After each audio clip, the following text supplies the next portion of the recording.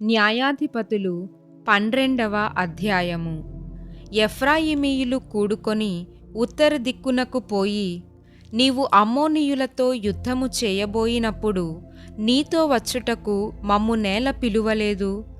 నీవు కాపురమున్న నీ ఇంటిని అగ్నితో కాల్చివేయుదుమని యెఫ్తాతో చెప్పగా, యెఫ్తా, నాకును నా జనులకును అమ్మోనీయులతో గొప్ప కలహము కలిగినప్పుడు నేను మిమ్మును పిలిచితిని గాని మీరు వారి చేతులలో నుండి నన్ను రక్షింపలేదు. మీరు నన్ను రక్షింపకపోవుట నేను చూచి నా ప్రాణమును అరచేతిలో ఉంచుకొని అమ్మోనీయులతో యుద్ధము చేయపోతిని.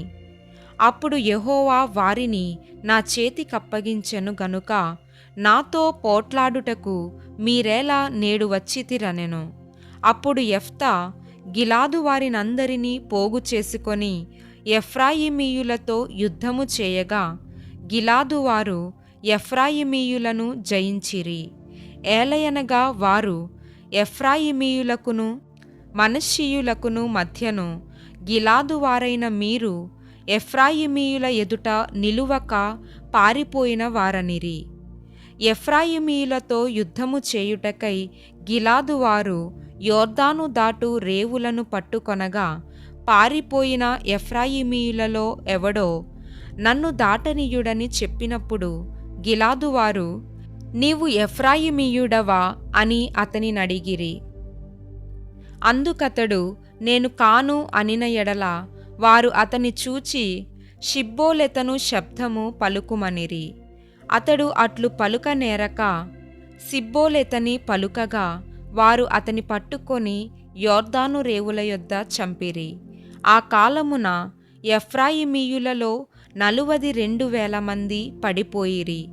యెఫ్తా 6 సంవత్సరములు ఇశ్రాయేలీయులకు న్యాయాధిపతియై ఉండెను. గిలాదు వాడైన యెఫ్తా చనిపోయి గిలాదు పట్టణములలో ఒకదానియందు పాతిపెట్టబడెను. అతని తరువాత బెత్లెహేము వాడైన ఇబ్సాను ఇశ్రాయేలీయులకు అధిపతి ఆయెను. అతనికి 30 మంది కుమారులును 30 మంది కుమార్తెలను ఉండిరి. అతడు ఆ కుమార్తెలను తన వంశమున చేరని వారికిచ్చి, తన వంశమునకు చేరని 30 మంది కన్యలను తన కుమారులకు పెండ్లి చేసెను.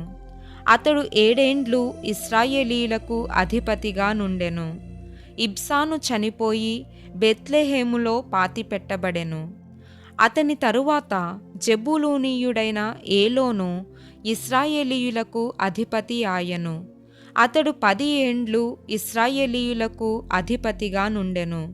జెబూలూనీయుడైన ఏలోను చనిపోయి జెబూలూను దేశమందలి అయ్యాలోనులో పాతిపెట్టబడెను. అతని తరువాత పీరాతోనీయుడైన హిల్లేలు కుమారుడగు అబ్దోను ఇశ్రాయేలీయులకు అధిపతి ఆయెను. అతనికి 40 మంది కుమారులును 30 మంది మనుమలును ఉండిరి. వారు 70 గాడిద పిల్లలనెక్కి తిరుగువారు. అతడు 8 ఏండ్లు ఇశ్రాయేలీయులకు అధిపతిగా నుండెను.